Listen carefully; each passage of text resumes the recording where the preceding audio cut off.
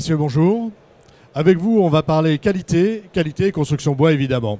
Alors à ma gauche, j'ai Monsieur Stéphane Marchesi, qui est secrétaire général PEFC France.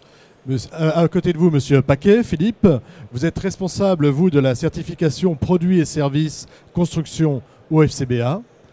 Et à côté de vous, Sébastien Méa, vous êtes, vous, président de Charpente 21 et de Construction Bois 21. Alors on va commencer par vous, Monsieur Méa. Est-ce que vous pouvez nous dire en quelques mots, Charpente 21, Construction Bois 21, de quoi qu'est-ce que c'est? Alors c'est une charte de qualité et de progrès qui réunit une vingtaine de charpentiers sur la France, qui a trois volets, un volet qualité produit, un volet sécurité et valorisation de notre savoir-faire et notre personnel, et un dernier volet environnement. D'accord, c'est les charpentiers qui se regroupent et qui se disent on va travailler, on va faire de la qualité.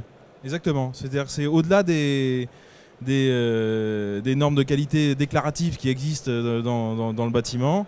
On a un contrôle, un audit par un organisme indépendant, Socotec pour ne pas le citer, tous les ans qui contrôle qu'on réalise des travaux de haute qualité. Monsieur Paquet, OFCBA, ça se concrétise comment? Donc nous, on est OFCBA, donc on est gestionnaire de marques de certification qui couvrent l'ensemble du domaine bois construction, donc au niveau des produits, du service ou des experts en pathologie du bois dans la construction, notamment, donc de personnel. La plupart de nos certifications sont des certifications liées aux produits. Donc ce sont toutes des certifications qui sont inscrites dans le cadre du Code de la consommation, donc sous accréditation du COFRAC. Et le principe, c'est qu'on a trois marques de qualité spécifiques. Donc la marque CTB, qui est la marque historique de FCBA. On gère pour le compte d'AFNOR les marques NF et également la marque Acerbois, donc dans le cadre du lamellé-collé. Donc le principe de ces... Si ça vous ennuie pas, on y reviendra après sur les principes des certifications. Et on va commencer par PEFC parce que sans ressources, pas de certification pour la construction bois. Alors rapidement, PEFC, qu'est-ce que c'est? Et ensuite, si vous voulez bien nous dire ce que vous faites. D'accord. Donc PEFC en quelques mots, c'est apporter et répondre aux préoccupations environnementales des consommateurs dès lors qu'ils sont amenés à acheter des produits à base de bois. Et bien quant au fait que ce bois, il provient de forêts gérées durablement. Donc il s'agit bien, encore une fois, de rassurer dès lors qu'il y a un acte d'achat bois, quant au fait que la marque PEFC va permettre d'apporter la garantie que le bois qui est mis en œuvre dans les produits provient de forêts bien gérées, préservées. Et à ce titre-là, on demande donc à tous les propriétaires forestiers, et la démarche est volontaire bien évidemment, à tous les propriétaires forestiers de France, qu'ils soient publics ou privés, de s'engager à respecter les bonnes pratiques qu'on a définies. Ils sont contrôlés pour ça par un organisme certificateur indépendant. Ça leur permet de vendre ensuite du bois PEFC. Et ensuite, c'est aux industriels de la filière de jouer le jeu. De jouer le jeu et de réclamer, de dire moi je veux du bois PEFC. Exactement. Alors, très concrètement, combien de participants, j'allais dire, combien d'adhérents? Aujourd'hui, en forêt, c'est 60 000 adhérents. C'est un peu plus de 60% de la production française de bois qui est certifiée. Donc 60 000 adhérents, c'est 60 000 propriétaires, c'est ça? Individuellement. Individuellement, exactement. Et c'est plus de 3 000 entreprises de la filière qui sont titulaires d'un certificat PEFC. Il faut rappeler que pour qu'une entreprise, dans le domaine de la construction, dans les autres domaines, puisse être en capacité de vendre des produits avec la marque PEFC, il faut qu'elle-même fasse l'objet d'une certification qui va simplement viser à s'assurer que lorsqu'elle va mettre un logo PEFC sur une charpente ou sur une construction, c'est bien du bois PEFC qui est rentré dans la fabrication. Alors, question piège, une forêt gérée durablement, c'est quoi? Alors d'abord et avant tout, c'est d'assurer le renouvellement de la forêt. On préfère un renouvellement de manière naturelle avec des essences d'arbres qui soient adaptées aux conditions locales. Ensuite, il y a tout un tas de critères et de paramètres sur le volet environnemental, préserver la biodiversité, protéger la ressource en eau qu'il peut y avoir sous cette forêt. Et puis, c'est permettre aussi l'utilisation des différents usages sociétaux de la forêt. Je pense que tout le monde les connaît, tout le monde aime bien pouvoir randonner le week-end, tout le monde aime bien pouvoir chasser pour certains. Et donc, gérer durablement une forêt, c'est pouvoir produire du bois tout en préservant la biodiversité et en permettant tous ces aspects sociaux en forêt. Alors, est-ce que ça veut dire, par exemple, que je coupe un arbre, j'en replante un systématiquement. Est-ce que c'est 1 pour 1 ou peut-être 1 pour 2 ? Je dis des bêtises, hein, mais c'est pour bien définir les choses. C'est s'assurer du maintien de l'état boisé et il y a différentes méthodes pour y arriver. La nature fait souvent bien les choses, donc la régénération dite naturelle permet d'envisager un renouvellement de la forêt. Si la régénération naturelle n'est pas de bonne qualité, à ce moment-là, on envisage un reboisement avec des essences d'arbres, encore une fois, adaptées aux conditions locales et nous interdisons notamment l'utilisation d'essences exogènes ou étrangères. Alors, Monsieur Paquet, de votre côté, vous gérez donc 3 types de certifications, c'est ça ? Comment ça se passe exactement ? 3 marques de certification, donc nous avons CTB, NF et Acerbois, et nous avons plus d'une vingtaine d'applications. En fait, nous avons des applications pour chacun des produits de la construction, si on parle produit. Alors, quand on parle produit de la construction, c'est quel type ? Alors, ça va des éléments de structure, donc le lamellé collé, CTB structure, la fermette industrielle, par exemple, la construction ossature bois, bien sûr, la charpente. On a tout le volet des panneaux, donc les panneaux CTBX, donc c'est pratiquement passé dans le langage courant, hein, c'est une marque de certification. Les panneaux de process. Ensuite, on a tout le volet menuiserie, donc avec les fenêtres, les portes, le parquet. Et puis, tout le volet de la durabilité préservation. Donc on certifie les produits de préservation, les bois traités, les entreprises de mise en œuvre de ces bois traités ou des traitements curatifs, donc la marque CTB A+, et donc comme je disais tout à l'heure, une marque de certification de personnel, les experts. Pour avoir une de vos marques, une de vos certifications, est-ce qu'on doit obligatoirement en passer par du bois issu d'une forêt gérée durablement, PEFC ou autre Ça n'est pas une obligation, puisqu'en fait, on n'a pas de cascading entre les marques de certification. Voilà, c'est ce que je voulais, c'est un peu ça l'idée. En revanche, c'est de plus en plus demandé. On a énormément de nos certifiés, parce qu'on est loin de PEFC en nombre, puisqu'en fait, c'est quand même plus industriel.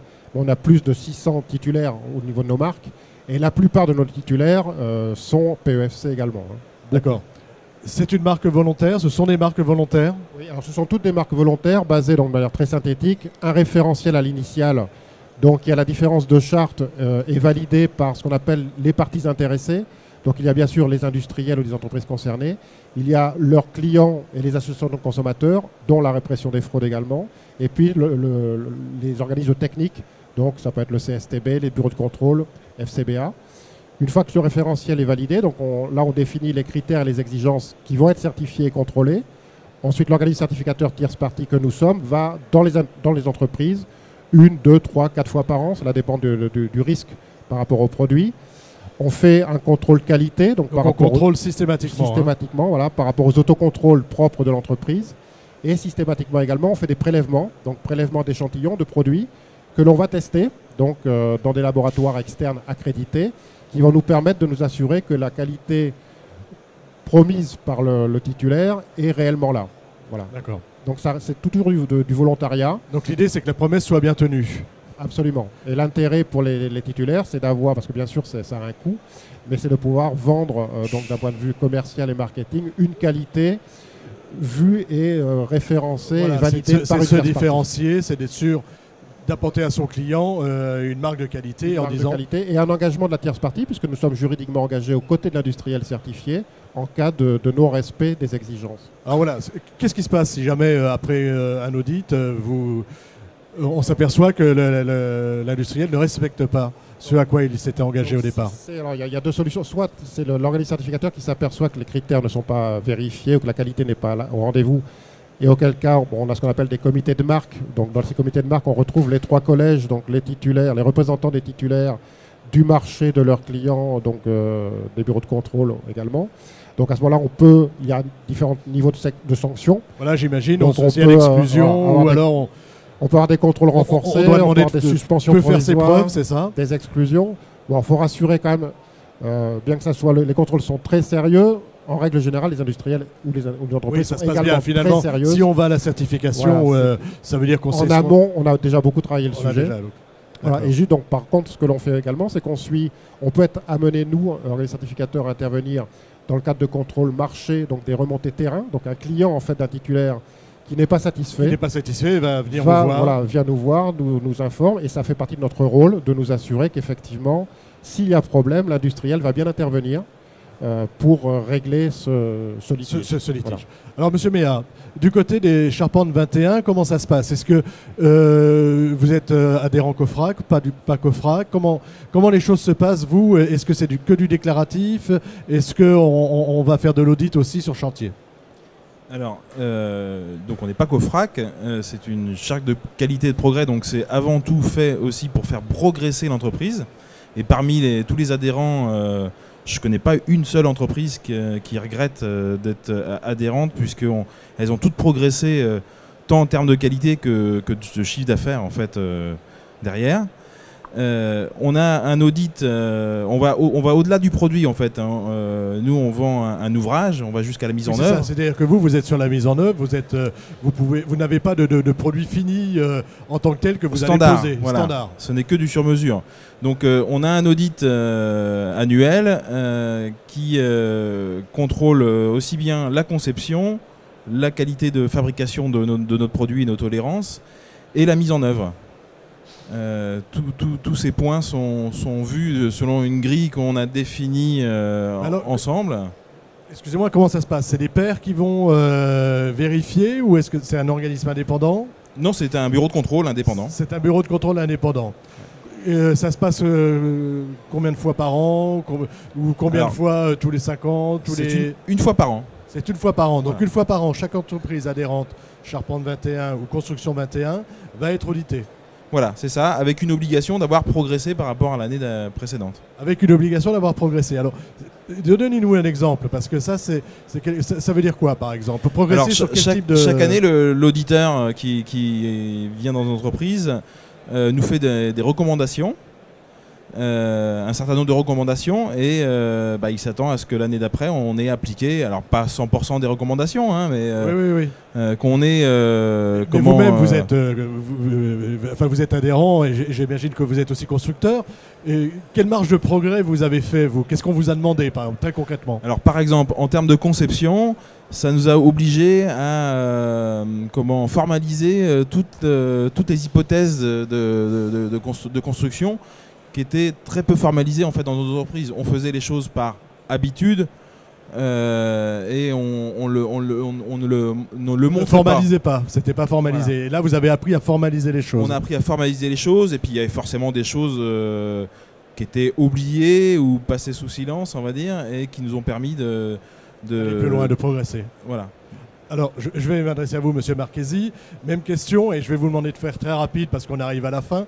Chez vous, comment ça se passe? Il y a des audits, Oui, alors en fait, la certification PEFC consiste en un audit annuel sur site par des organismes certificateurs indépendants. Donc, il y a une liste qui est disponible sur notre site internet. Ensuite, donc l'entreprise est contrôlée, ça dure généralement une demi-journée à une journée par an. Ce contrôle vise à s'assurer que l'entreprise, pour faire court, ne vend pas plus de bois PEFC que ce qu'elle n'a acheté de matières premières équivalentes. C'est à peu près ça le principe. Nous avons travaillé depuis un an en partenariat avec les Démarches 21 et la Fédération Française du Bâtiment à la production d'un guide qui sort justement aujourd'hui à l'occasion de Batimat, un guide d'aide à la mise en place de la certification pour les entreprises du secteur de la construction, disponible sur notre site internet également. Donc j'invite les entreprises du secteur concernées à le consulter. Aller voir le site internet. Pour justement... pour celles qui sont intéressées, trouvent tous les éléments pour les accompagner et les aider dans la mise en place de cette certification. D'accord. Monsieur Paquet, une conclusion en quelques mots. Chez vous, pareil, site internet, on peut avoir toutes les infos qu'on veut. Voilà, en 2 mots, donc on fait un gros travail pour essayer d'améliorer la notoriété de nos marques, et notamment par la mise en place de sites dédiés. Donc vous pourrez y aller donc, sur le stand Solutions Bois. Chaque marque a son site. Voilà, pratiquement aujourd'hui, chaque marque a son... Donc on a des marques CTB, donc en règle générale c'est CTB, A+, B+, ou B+.fr. On a les marques NF, Parquet par exemple, .fr, sur les fenêtres également. Donc, et vous pouvez avoir les liens également via le site fcba.fr. Mais en gros, chaque marque a son site sur lequel on va retrouver les conditions pour accéder à cette certification, les référentiels, les coûts bien entendu. Voilà, donc tout est indiqué. Du côté de Charpente 21, on a un site internet. Comment on adhère? Comment vous recrutez? Alors, 15 secondes. On a un site internet, c'est charte21.com. On recrute Et en gros, vous êtes aujourd'hui, je crois, une vingtaine, c'est ça ? Une vingtaine, voilà. Vous avez un objectif ou simplement vous préférez qu'on vienne vers vous parce qu'on a vraiment envie ? Avant tout un objectif qualitatif. Donc on recrute les gens qui veulent adhérer chez nous en faisant un audit on va dire initial pour savoir s'ils sont au niveau, et puis après on leur ferait des prescriptions pour qu'ils progressent et qu'ils rentrent dans la charte. 15 secondes pour finir, ça marche puisqu'aujourd'hui, au bout de 6 ans, on commence à être prescrit dans les CCTP. Des architectes font appel à nous et demandent des chartes de qualité. Vous commencez à être connu, il y a une charte de qualité, on sait. Donc du bois de qualité, des marques de qualité et des entreprises de qualité. Exactement. Merci beaucoup messieurs.